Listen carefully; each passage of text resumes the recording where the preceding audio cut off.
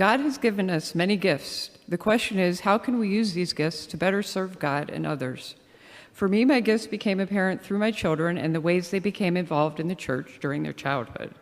Sharing in their learning experiences, whether it was helping them with memorizing the books of the Bible and small catechism for school, attending parent Sunday school classes, as well as teaching Sunday school for several years.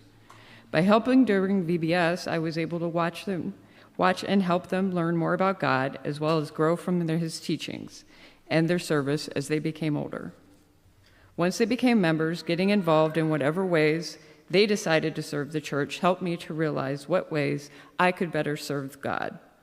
I would like to thank God for bringing me to his service through my children.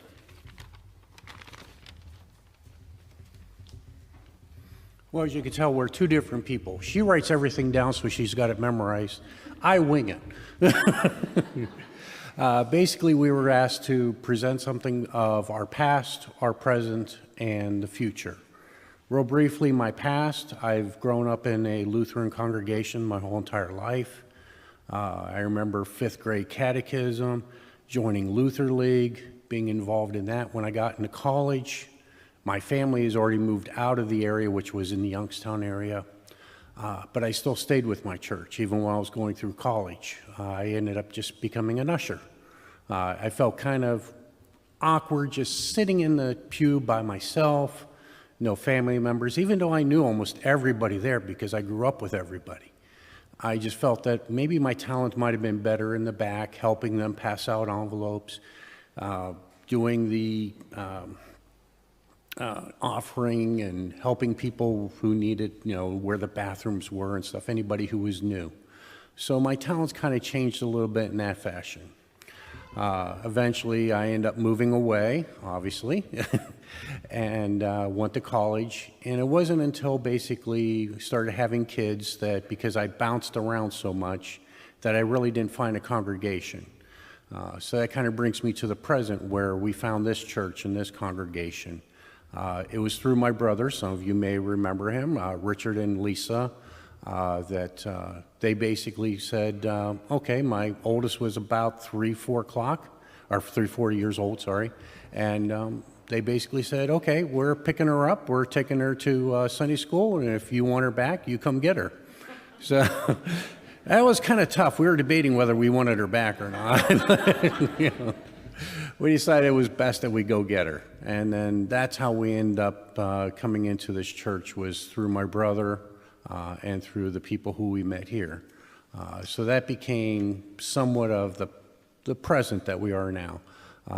We've had our kids go through Messiah Lutheran and Lutheran West. So there were other congregations that we could have joined, but we live in North Ridgeville, and it's about 15-20-minute drive, but to us, it's still worth coming here and being here.